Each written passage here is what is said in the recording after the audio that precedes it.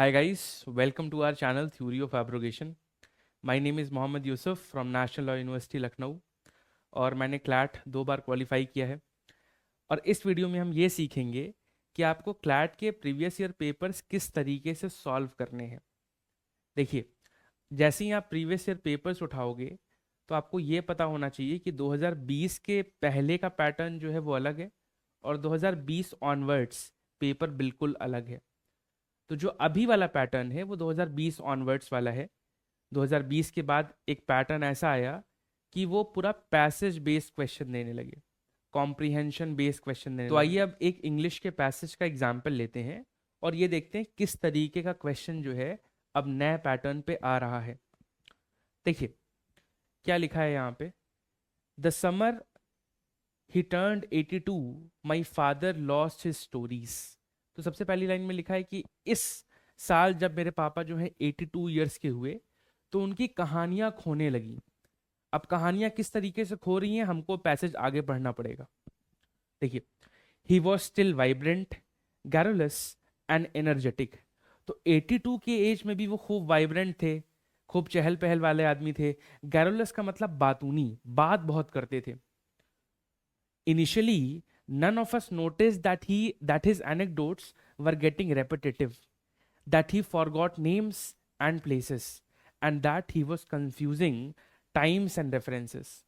तो शुरुआत में हम सब ने ये नोटिस नहीं किया कि एनेक्डोट्स का मतलब जो होती है स्टोरीज। आदमी अपनी लाइफ में कुछ स्टोरीज बताता है ना, जैसे हमारे बड़े बुजुर्ग पुरानी अपनी कहानियां बताते हैं।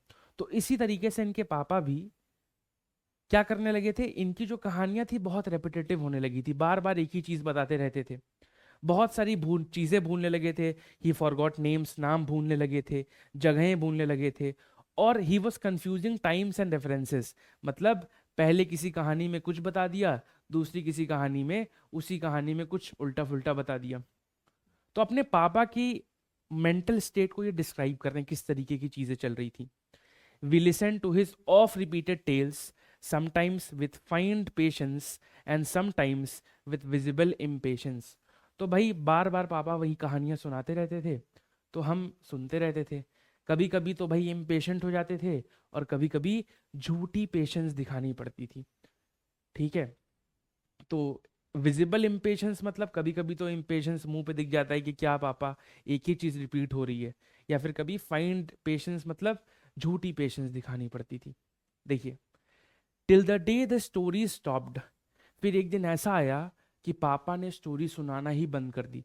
अभी तक तो पापा सुना रहे थे, भूल रहे थे, जैसे भी कर रहे थे, but the day came when the stories stopped, the words dried out and the memories disappeared.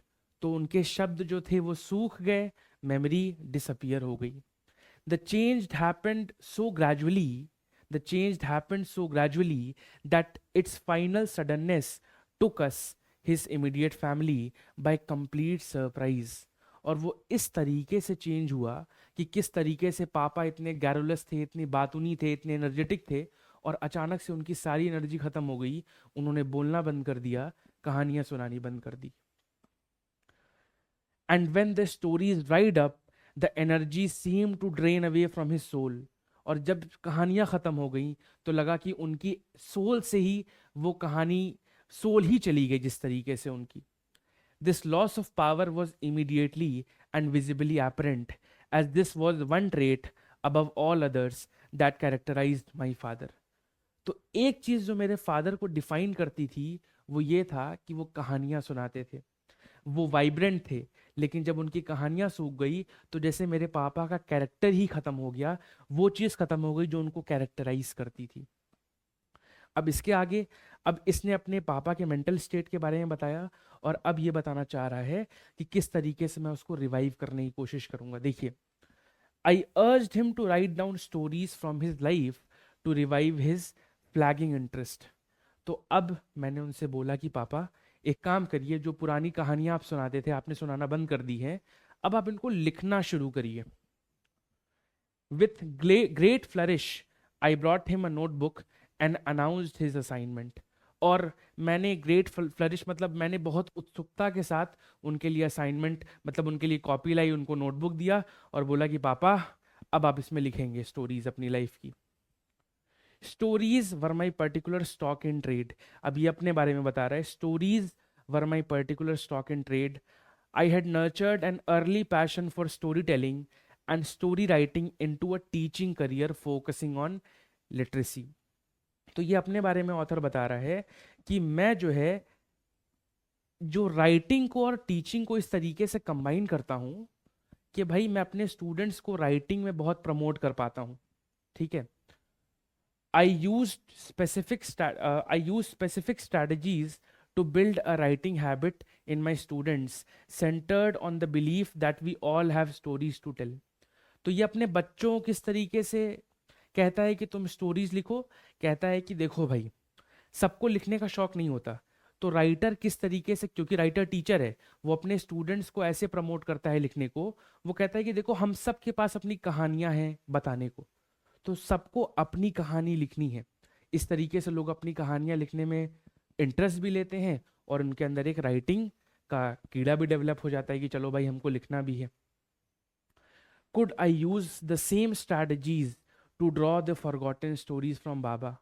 तो क्या जो मैं ये अपने स्टूडेंट पे स्ट्रैटेजी यूज करता हूँ, क्या ये सेम स्ट्रैटेजी मैं अपने बाबा पे यूज कर सकता हूँ? Would these forgotten stories in turn help him reconstruct a sense of self?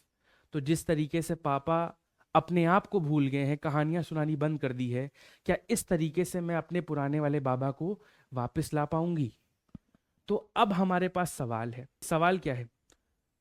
Which of the following most accurately expresses? इनमें से सबसे सही तरीके से कौन सी चीज एक्सप्रेस करना चाह रही है the author's main idea in the passage? तो ऑथर का जो मेन आइडिया है वो कौन सा सबसे ज्यादा एक्सप्रेस कर रहा है?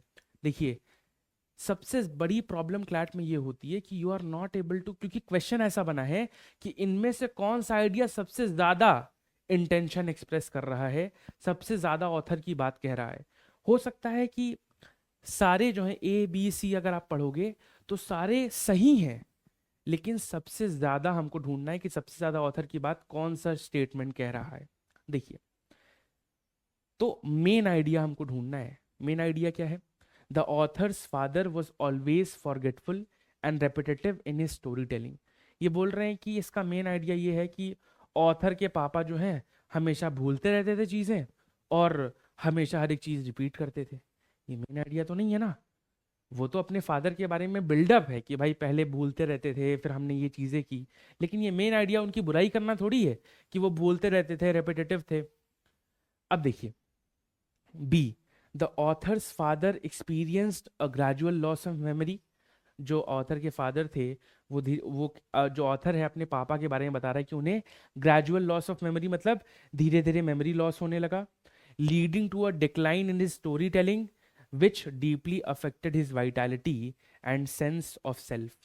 तो ये सबसे अच्छा आंसर लग रहा है जिसमें बोल रहा है कि ऑथर ने अपने पापा के बारे में लिखा, किस तरीके से उनका मेमोरी लॉस होना शुरू हुआ और किस तरीके से पहले वो कहानियां सुनाया करते थे, लेकिन दैट फिर उसके मेंटल स्टेट की वजह से उस चीज में भी डिक्लाइन आया और उससे उनके सेल्फ के ऊपर सवाल उठ गया, फिर वो मेरे पापा वो रहे ही नहीं जो पहले हुआ करते थे। This most accurately captures the essence in the passage. बाकी आप पढ़ लो। The author had no interest in her father stories and found them burdensome. तो भाई ऑथर तो पूरे टाइम पॉजिटिव है अपने पापा को लेके, तो इसमें तो एक नेगेटिव चीज़ है कि भाई ऑथर को अपने पापा पसंद ही नहीं थे, उनकी स्टोरीज जो है उसको भारी लगती थी, ऐसा भी नहीं था। The author believed that writing down stories would not help her father regain his sense of self। ये तो बिल्कुल गलत है। इसमें बोल रहा है कि ऑथर को लगता था कि अगर पापा स्टोरी लिखेंगे तो उससे उनका सेल्फ वापस नहीं आएगा, जबकि ऑथर ये सोचती थी कि अगर लिखेंगे तो ही वापस आएगा। तो ये तो बिल्कुल गलत है। बाकी देखिए, ए बी और सी कहीं ना कहीं आपको सही लग सकते हैं, but it is not the main idea that is captured in the passage. So आपको इस तरीके से अपने पैसेजेस को अप्रोच करना होगा। Thank you so much.